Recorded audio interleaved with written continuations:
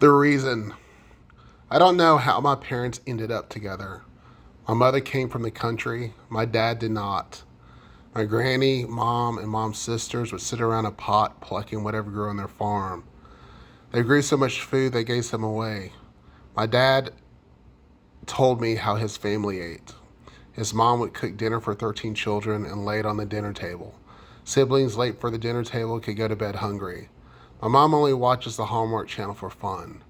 The rest of her time is spent with her grandchildren, her business, and teaching at her church. For fun, my dad, well, when I threw Mike Tyson fight night parties at my house, my dad would show up with his fiancee Gail and be more popular than me. Even though I paid for all the refreshments and called all those ingrates my closest pals, he still dominated every room. Peace always saturated my mom's actions. Peace always saturated my mom's actions. During a civil rights protest at my mom's college, she hid under the bed. She feared calling her dad to tell him she got arrested. My dad came out of the womb a warrior. Once during my dad's 20s, when playing an insignificant basketball game, my dad's defender kept fouling him on his jump shots. To teach this guy a lesson, he deliberately planned to educate his opponent with a well-placed elbow. Dad hit his defender so hard the guy's teeth went through his bottom lip. People saw my mom as Hannah, the biblical character who prayed to God for a child. When God blessed her with one, she gave him the temple to become a prophet. He became one of the greatest prophets of all time, Samuel. She founded a nonprofit called Hannah 3 to spiritually minister to inner city kids in golfing circles. My dad's friends called him Big Cat. I think it was code to warn everyone else that just because this large black man dresses with class and plays his country club game with grace and skill, don't get fooled into thinking he is domesticated enough to be too familiar. Don't approach like you would a Siamese kitten. Tread softly as you would when seeing a lion. If my mom lived during the time of Moses while thousands around her reveled in the activities of the Golden Calf celebration, you can find my mom fighting through thousands to get as far away from sin as possible. But when it came time to go into the Promised Land, and she heard the report of the need to defeat giants sired by demons and to scale walls that reached toward the clouds, she resigned to make her home in the wilderness. Of the 2 million that refused to go into the Promised Land, only 2 Israelites did not cower to fear. If my dad lived during that time, there would have been 3. I can imagine Moses asking Joshua, "Didn't we go with you to spy out the land?" Joshua decided, Big Cat. He decided to stay and attack one of the 7 gates of Jericho by himself. But you also might have caught my dad leading the electric slide at the Golden Calf soiree. Not because he knew it would be wrong, but just because there was a party and Big Cat can't help but be the center of it. I don't know how they got together. As you can imagine, being the amalgamation of these 2 extremes makes me, at times, act bipolar.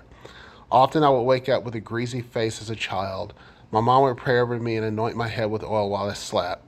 Sometimes other dads would get jealous that my brother and I starred in the teams he coached and accuse him of nepotism. My dad would throw either of us onto the field like gladiators and challenge these dads to go against us with their sons. Any drill, anywhere, anytime. Their sons against his sons. Dad expected to win whatever competition the other dad chose. We never lost one. In college, I once brought a homeless man to my mom's house to sleep on the couch in the living room.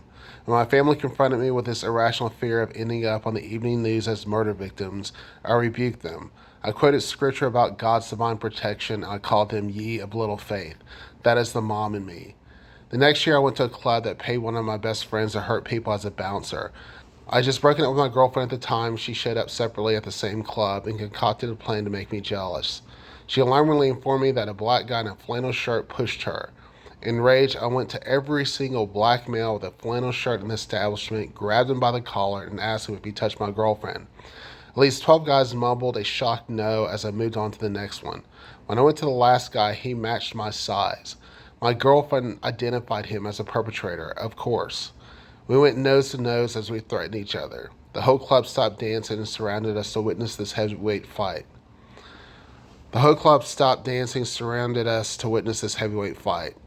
Another best friend pulled me aside and told me to look behind me.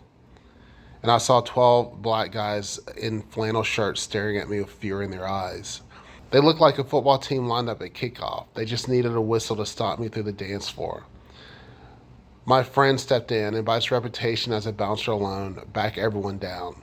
He saved my parents the cost of my funeral. That's the dad in me. Consequently, I recently told my mom that story, and she said, almost with tears in her voice, I can't believe you were that crazy.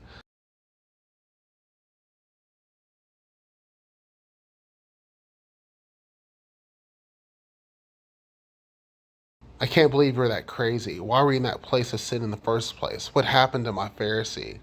I told my dad the same story, and he, with all seriousness, said, why didn't you call me? He was upset that as soon as I saw that there were 13 guys wanting to fight me, I should have told all of them to wait for a couple of minutes so I could call my daddy, wait for dad to drop whatever he was doing, and draw to the club, work his way through the crowd, and join me in this circle of death, and then commence as a father and son taking on all these men together. And people wonder why I can get crazy sometimes.